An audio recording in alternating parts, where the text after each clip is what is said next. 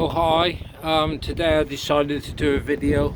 It's the 8th of December 2024 and I've returned to Devon Partnership Trust grounds. I've been here for a little while, haven't done a video for a little while. There's been some changes and developments and whatnot. I just feel compelled to do an update today.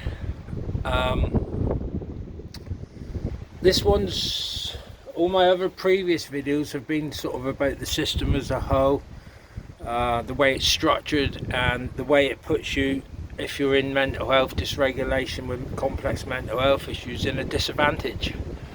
I feel it's structured that way. This works in tandem with your GP as well.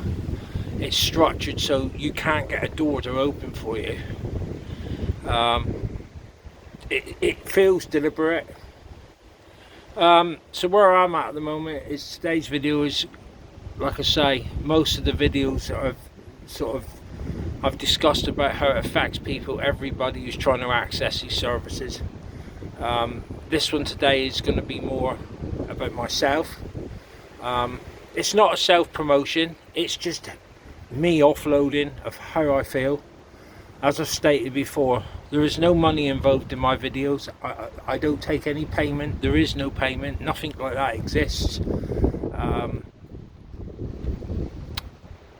People will be quick to judge me as this video has been self-promoting. It's not. I must state that. It's about how I feel right now, and I need to vent off my feelings concerning this place here, Devon Partnership Trust, somewhat my GP, etc, etc. Well, where I'm at the moment is I'm under CMHT. Only CMHT is this building, Mental Health Services in Exeter.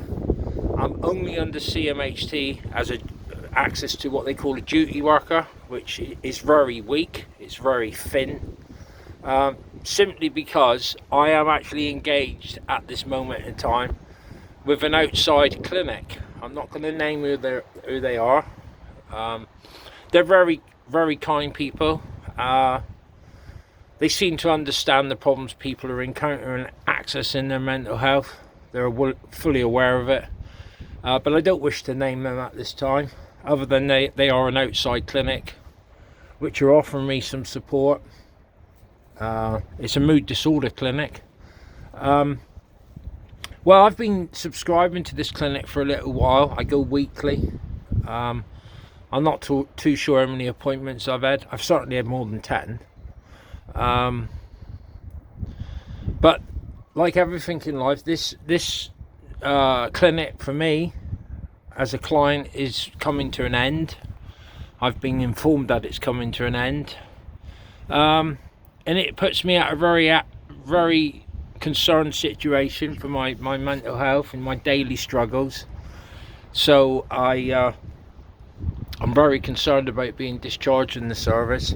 The problem, what frustrates me and angers me, is the fact that Devon Partnership Trust, these guys, have verbally said to me, oh well, once your clinic comes to an end, which I think will be probably just after Christmas. Christmas is a very bad time for me with my mental health.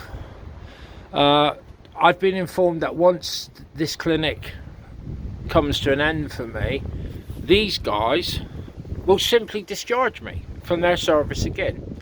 So because I'm at an outside clinic, it's back to how things are structured, how they're put together. While I'm at the clinic, I can access some of the service, not all, here. In the regards of a duty worker, if I'm in a bit of crisis, I can access some limited services. But the minute my clinic comes to an end for me, these guys are simply going to just, sarcasm, throw me back under the bus.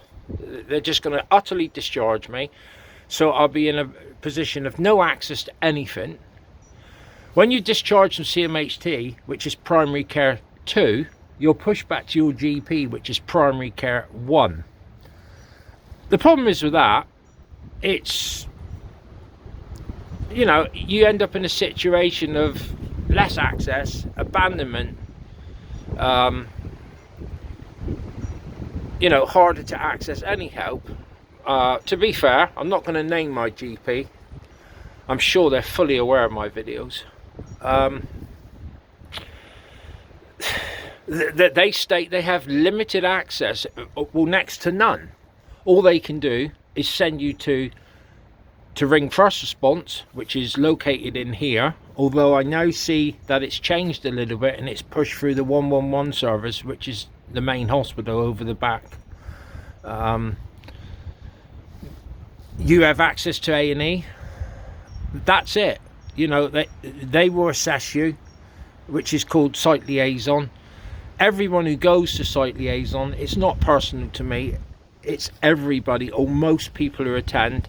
They will be assessed and basically pushed at the door with a leaflet, a ridiculous leaflet of something ridiculous, you know, like, oh, go for a walk, make some toast, you know, distractions which don't really help when you're in a complex sort of situation. You have the moorings over the back, which personally for me I find is an utter waste of space. If I was in charge, the moorings is based over the back from here. It has limited access, limited help. They're not clinically trained. They don't have any power position to refer you. It's extremely limited. If I was in control of making some decisions, I would disband the moorings completely and restructure it to a better service which helps as a safety net when you're in crisis or you're having difficulty accessing here, Devon Partnership Trust, or your GP, which is Primary Care 1. I would disband it, restructure it. Their opening hours from the moorings at the moment are, I'm not too sure what time they open. I'm guessing now sometime in the afternoon. And they close at 10:30. They've changed their policy. They used to be open to a later time. I think these guys have pushed the issue to shut the service down a bit. So now you can only access the moorings at 10:30 at night. There is no cover for the early hours, as most people watching the video who have complex mental issues will thoroughly agree. A lot of the time of dysregulation of your mental health, intrusive thoughts, suicidal thoughts, self-harm, end of life, you know, all of that often happens in the early hours, late at night, because you have nowhere to go. So when you're in crisis, you have very little options available. By restructuring the moorings, I do away with it completely. That place, the building, which is a porter cabin over the back of here, could be used for better purposes. Like, example, some kind of 24-hour through the night service. It doesn't have to offer huge medical help, but what it could offer and should offer is support when you can't access other services which are out of hours. As an example, if you attended there 1-2 o'clock in the morning, maybe that will help you from your mental health crisis escalating to a higher level, which invariably would mean you probably end up in A&E, the risk to yourself with self-harm, etc, etc. By having that all-night service would give a safety net to vulnerable people, because there is nothing in Exeter at early hours of the morning. Your options if you're in mental health crisis is A&E. You'll be picked up by the police, you'll end up in ambulance, or worse situations. Over this side there's a place called the Place of Safety. It's in partnership with Devon Cornwall Constabulary, a place of safety.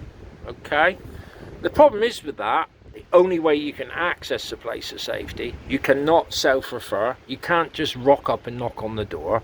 The only way you can access the Place of Safety is to be brought by a police officer in a police car.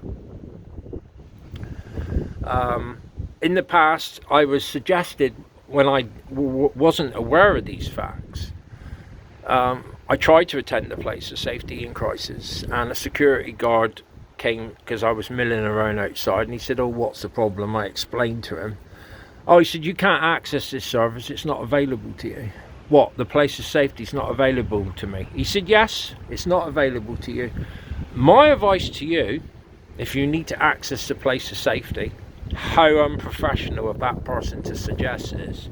His suggestion, I tell you the truth, he said, what you need to do is go down the town, kick off, make a scene, have a meltdown, and then the police will attend to you and bring you to the place of safety. That is utterly ridiculous. It's totally unprofessional for an employed member of their team to suggest that as an option. Go down the town, kick off, make a scene, the police will invariably pick you up, and then they will bring you to the place of safety. That is ridiculous. That is not a solution when you're in mental health crisis. So, you know, as I've said before, it's the same problems here. Nothing changes, nothing moves forward. If you're in mental health crisis, there's no pathway for you. There's next to none. Yet, there's this vast building with all these claimed resources available. Millions of pounds are being spent here, yet there's no help. There was a time when you could access the services here for a care coordinator, a duty worker, etc., etc. You could get counselling, therapy, access to psychotherapy, which is up over the back of the hospital grounds, and you would have an appointment here, and they would, you know, draw up a plan where you'd have an appointment, say, once a month, once a fortnight, once every couple of months, where you could see somebody and explain how you're improving or not improving. Care coordinator. That's pretty much going. The reception area in here, if you're lucky enough to get an actual appointment to see somebody, you'll be sat in a waiting room probably on your own, because there's no one else accessing it, or very few people are accessing the service through the reception where you sit and wait for an appointment. This wasn't the case in the pandemic. It's changed since the pandemic, and it's not functioning now. It's very limited. So, yet again, you have nowhere to go to get support. It's been spoke about before. They call it this mental health middle gap. It's a void, okay? On the lower scale, you're either not ill enough to access any services, and on the higher scale, your mental health state and conditions are of such a complexity and highness that they can't process you. They claim, oh, you're too ill. So you end up in a scenario where the middle gap revolving access to mental health services is you're either too ill or not ill enough. This is the mental health gap. The percentage of the mental health gap where you are either not ill enough or too ill to be processed or dealt with is quite large. Percentages, I don't know. It's got to be high. It's a high percentage of people who fall in this void called the middle mental health gap, where you can't get any help, yet you're diagnosed with a complex mental health issue. You're on a regime of mental health medication, antidepressants, antipsychotics, etc., etc., ongoing, yet you can't access any help. I know this isn't just for me. This is happening to loads and loads of people in Exeter right now. I'm sure it's going on all around the country. This is the way it's structured. So my advice to anybody out there, especially family members, are seeing their relatives, their sons, their daughters, their husbands, their wives in mental health crisis, you're not going to see these problems and experience the task of trying to gain access to some solid support with a pathway to keep you stable is not here.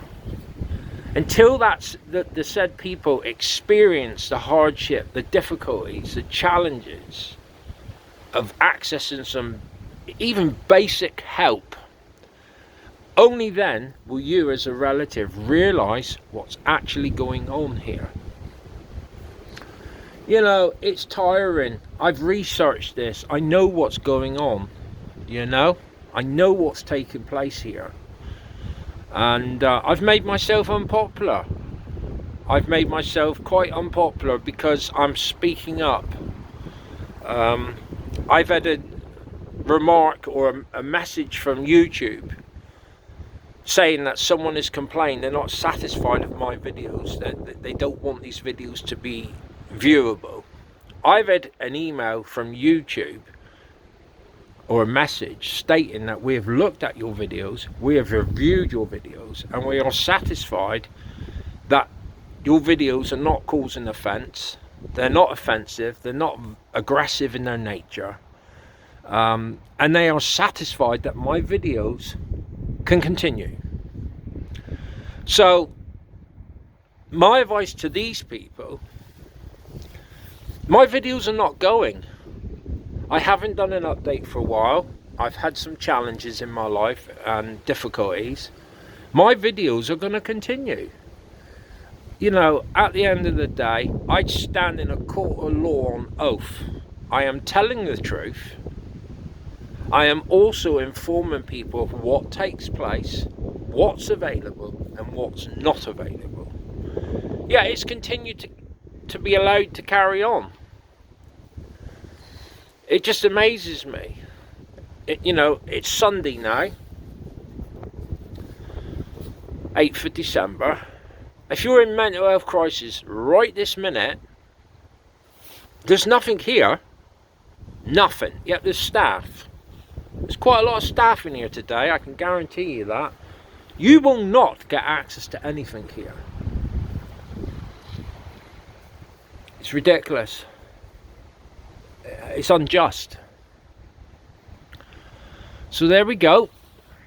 Another video. And on it will continue. The last thing I will state, I have now been in contact with my local MP explaining that I am in crisis, or I have been in crisis and continue to do so. I am diagnosed with conditions, I'm on medication, I am under primary care 1, which is my GP, and I cannot get any help. I have now informed the Exeter MP about my concerns about what goes on. So we shall see what a further update brings. I'm sure these people will discriminate me and try to punish me further, and they will write a report to the MP of nonsense and, you know, excuse themselves of their lack of responsibility for people struggling with their mental health. I've said it before, these people here are not your friends.